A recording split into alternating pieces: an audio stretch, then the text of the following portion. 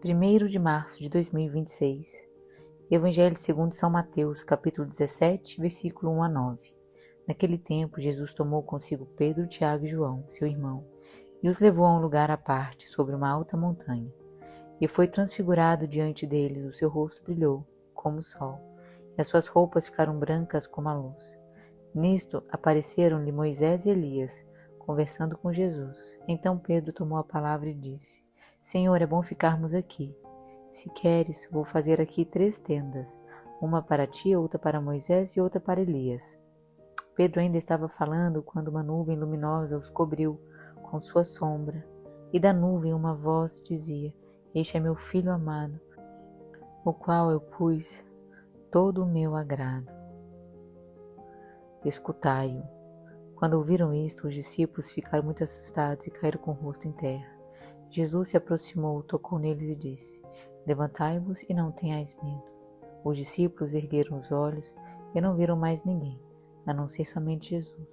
Quando desciam da montanha, Jesus ordenou-lhes: Não conteis a ninguém que esta visão, até que o Filho do Homem tenha ressuscitado dos mortos. Vejamos agora esta palavra viva à luz da Catena Áurea de Santo Tomás de Aquino. Iniciaremos com a interpretação de São Jerônimo.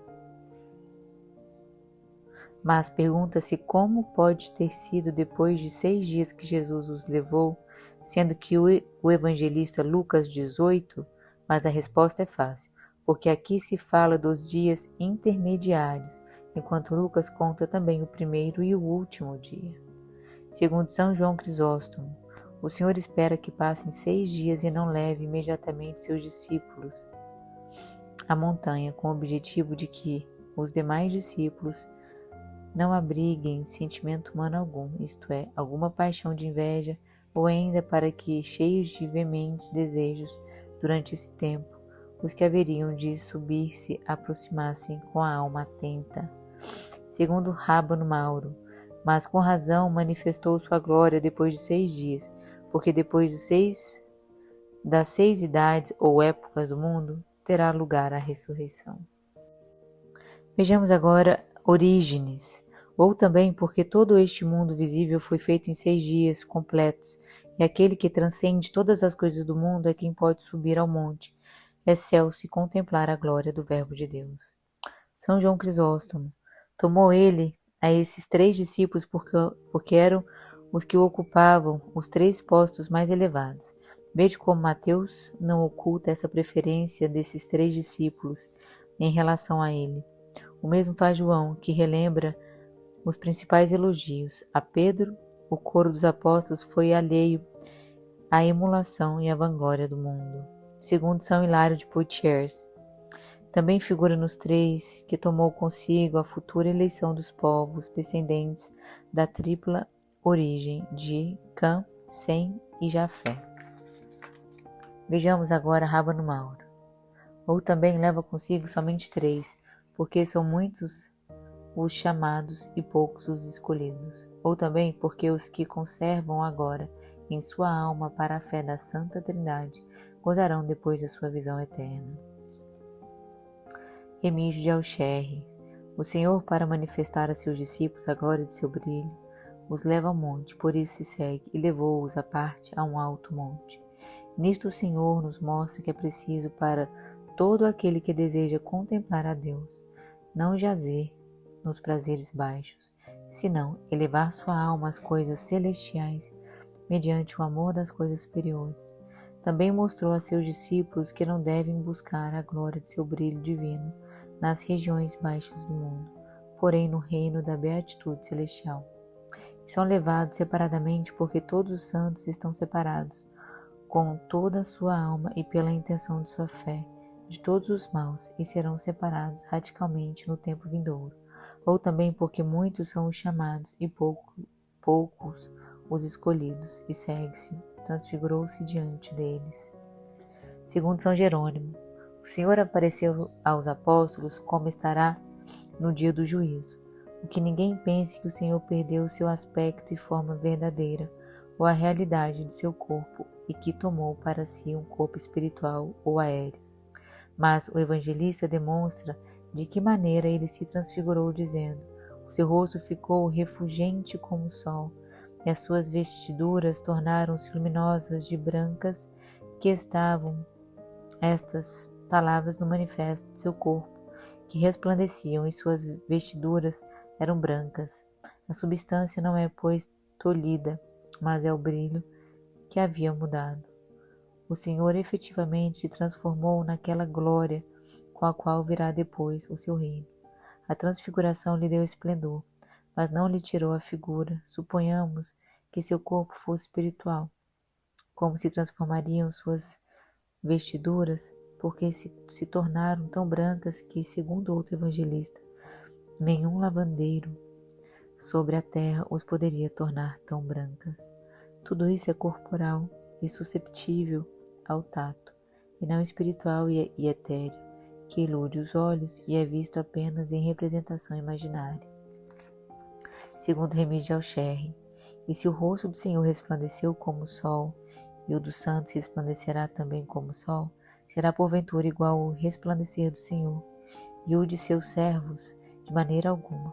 Como não há coisa que brilhe tanto como o sol, vale-se dele como comparação da ressurreição futura, e por isso diz que o rosto do Senhor e dos santos brilharão como o sol. Segundo Orígenes, em sentido místico, aquele que, segundo o que já dissemos, passou 6 dias, vê a Jesus transfigurado diante dos olhos do seu coração, porque o Verbo de Deus tem diversas formas e se manifesta a cada um sob a forma que convém ao que se manifesta, e a ninguém se manifesta de uma maneira distinta do que cada um pode receber. Por essa razão não disse simplesmente transfigurou-se, mas diante deles. Com efeito, nos evangelhos, Jesus é compreendido de maneira simples e ordinária por aqueles que não sobem ao monte elevado da sabedoria, pelo exercício das palavras espirituais. Porém, para que o sobem, não é conhecido segundo a carne, mas inteligido como o Verbo de Deus. Diante destes é que Jesus se transfigura, e não diante daqueles que vivem na conduta terrena. E estes, diante dos quais Jesus se transfigura, são feitos filhos de Deus, e o sol da justiça se manifesta a eles, e as vestimentas de Cristo fazem-se brancas como a luz. Estas vestiduras com as quais se reveste Jesus são os discursos e escritos evangélicos segundo as coisas que os apóstolos dele disseram. Glosa de Santo Tomás de Aquino. Ou também, a vestimenta de Cristo significa o santo de quem diz Isaías: de todos estes serás revestido como do ornamento. São comparados com a neve, porque brilharão com a brancura da virtude e estarão longe do fogo das paixões. E segue-se: eis que lhes apareceram Moisés e Elias falando com ele.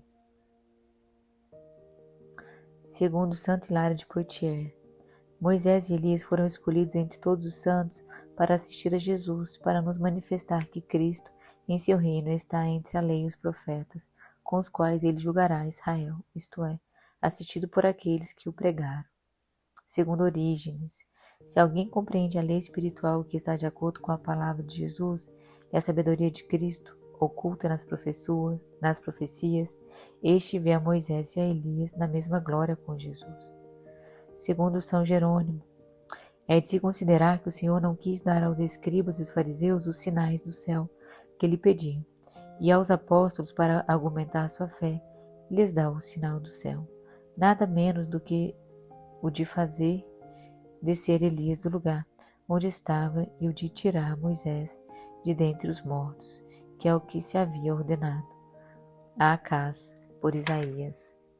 E pede para ti o Senhor teu Deus um sinal, quer no fundo da morada dos mortos, quer no mais alto do céu.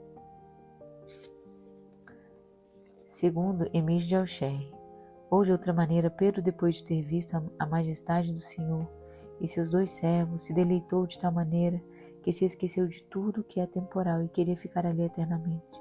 E se então Pedro se entusiasmou dessa maneira, quão grande não será a suavidade e doçura ao ver o Rei em sua glória e ao encontrar-se em meio ao coro dos anjos de todos os santos. Nas palavras de Pedro: Senhor, se queres, se vê claramente a devoção do súdito e do servo obediente. Segundo São Jerônimo, Tu estás errado, Pedro, ou, como disse outro evangelista, não sabes o que dizes, não queiras buscar 3 tabernáculos, porque não há outro tabernáculo senão o do Evangelho, onde recapitular-se-ão a lei e os profetas. Mas, se buscar 3 tabernáculos, de modo algum compararás os servos com o Senhor, mas faz 3 tabernáculos para o Pai, o Filho e para o Espírito Santo, porque do mesmo modo que os 3 são uma única divindade, deve haver um só tabernáculo em seu peito. Remi de Alcherre. Equivocou-se também porque quis que o reino dos eleitos, que Deus prometeu dar no céu, constituído na terra, aqui fosse. Equivocou-se também porque se esqueceu de que tanto ele como seus companheiros eram mortais e quis subir, sem experimentar a morte, para a felicidade eterna. Segundo São Jerônimo, todos que queriam um tabernáculo terreno feito de ramas ou tendas de acampamento estão envolvidos pela sombra de uma nuvem brilhante. Por isso se diz, estando ele ainda a falar, eis que uma nuvem resplandecente os envolveu. O Senhor, quando ameaça, apresenta uma nuvem tenebrosa, como aconteceu no sinal. Mas, como não queria aqui aterrorizar, assim, e sim ensinar, fez aparecer uma nuvem luminosa. Segundo Orígenes, a nuvem luminosa que rodeia os santos é a virtude do Pai, ou talvez o Espírito Santo. E direi também que nosso Salvador é a nuvem luminosa que cobre o Evangelho, a lei e os profetas. Assim o compreendem os que podem ver sua luz nestas 3 coisas. Segundo São Jerônimo, Pedro fez uma pergunta imprudente e por isso não mereceu a resposta do Senhor. Porém, responde ao Pai pelo Filho, para que tivesse cumprimento à palavra do Senhor. Meu Pai, que me enviou, também dá testemunho de mim. Segundo São João Crisóstomo, mas não falam nem Moisés nem Elias, mas o Pai, maior que todos eles, faz sair sua voz de entre as nuvens, a fim de que creiam os discípulos que essa voz vem de Deus. Deus costuma sempre aparecer em uma nuvem, quando aquilo, nuvens e escuridão estão ao redor dele, e isso é o que se diz das palavras, e saiu da nuvem uma voz. Segundo São Jerônimo, o Pai faz com que ouça sua voz desde o céu para dar testemunho de seu Filho e para dissipar o erro de Pedro, mostrando-lhe a verdade. E por meio de Pedro mostra aos seus demais apóstolos. Por isso acrescenta que dizia, este é o meu Filho dileto, e para este se deve fazer um tabernáculo, e este se deve obedecer. Este é o Filho, aqueles são servos. Eles, o mesmo que vós, devem preparar para o Senhor uma tenda no mais profundo do seu coração. Glosa de Santo Tomás de Aquino. É de se notar que o mistério da segunda regeneração, que se verificará quando ressuscitar a carne, se harmoniza perfeitamente com o mistério da primeira regeneração, que tem lugar no batismo, de onde ressuscita a alma. No batismo de Cristo se manifesta a operação de toda a Trindade, porque ali estava o Filho encarnado, apareceu o Espírito Santo em forma de pomba, e o Pai se declarou pela voz. Da mesma maneira, na transfiguração, que é uma figura misteriosa da segunda regeneração, apareceu toda a Trindade. O Pai na voz, o Filho no homem e o Espírito Santo na nuvem. Pode-se perguntar agora por que o Espírito Santo apareceu no batismo em forma de pomba e na transfiguração em uma nuvem, porque costuma manifestar ordinariamente seus dons por imagens. Dá no batismo a inocência, significada pela simplicidade da pomba, e na ressurreição dá o resplendor e a felicidade eterna. Essa é a figurada pela nuvem, e o resplendor dos corpos ressuscitados pelo brilho da nuvem luminosa. E segue-se. Ouvindo isto, os discípulos caíram de bruços e tiveram grande medo. Segundo São Jerônimo,